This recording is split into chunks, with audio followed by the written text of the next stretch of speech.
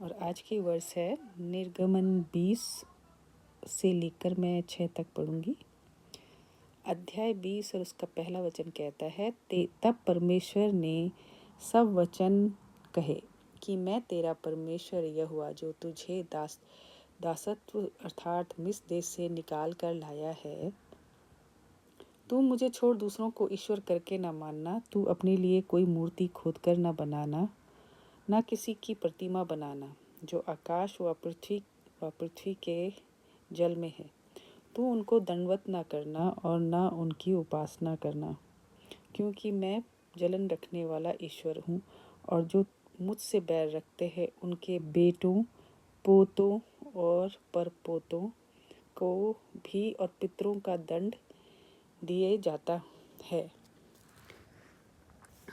और जो मुझसे प्रेम रखते हैं, मेरी आज्ञाओं को मानते हैं, उन्हें हजारों पर करुणा करता हूँ।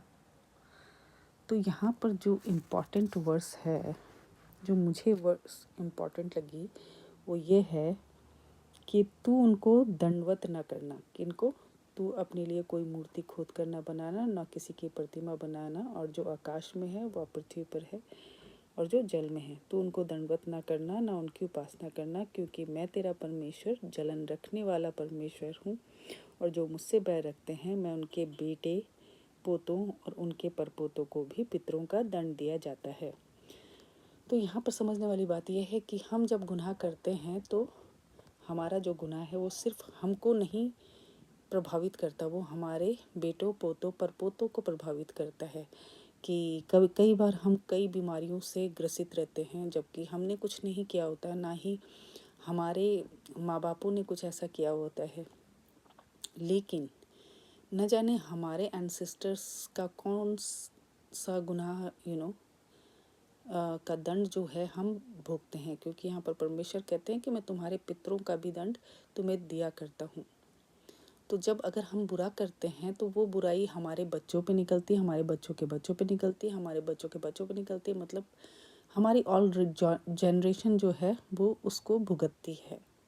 लेकिन वो साथ ही साथ कहता है, और जो मुझसे प्रेम रखते हैं, मेरी आज्ञाओं को मानते हैं, उन पर हजारों पर करुणा करता हूँ। तो कहने का मतलब ये है कि अगर हम गुनाह करते हैं तो हमारे जो गुनाह है वो हमारे बच्चे और उनकी जो जनरेशन है आने वाली, वो उन सबको भुगतती है। लेकिन अगर उसी के साथ हम कुछ अच्छा करते हैं तो हमारी जो अच्छाई है खुदा वो ब्लेसिंग के रूप में हमारे बच्चों को, हमारे बच्चों के बच्चों को और हमारे आने वाली जो जनरेशन है उनको उसकी ब्लेसिंग्स भी देती है।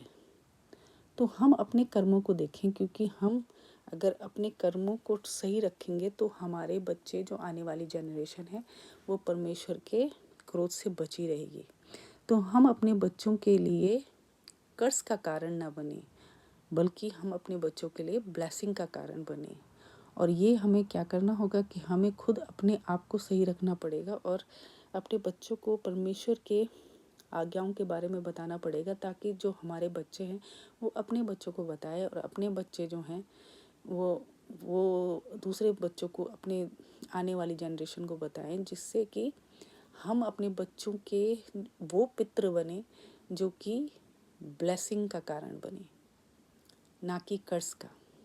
बल्कि हमें तो दुआ करनी चाहिए कि जो कुछ भी हमारे एंसेस्टर्स, हमारे पूर्वजों ने किया है, खुदा उनके कर्ज को हमसे हटाए, और उसके लिए हम परमेश्वर से माफ़ी मांगे। तो परमेश्वर इतना दयावंत परमेश्वर है कि वो हम उनके गुनाहों को भी माफ़ करके वो जो कर्ज हमारे ऊपर आए हुए हैं वो कर्ज को भी परमेश्वर ख़त्म कर देगा। तो आइए हम मिलकर के अपने बच्चों के लिए, अपने आने वाली जनरेशन के लिए ब्लेसिंग का कारण बने। बस इतना ही मुझे कहना था। Thank you.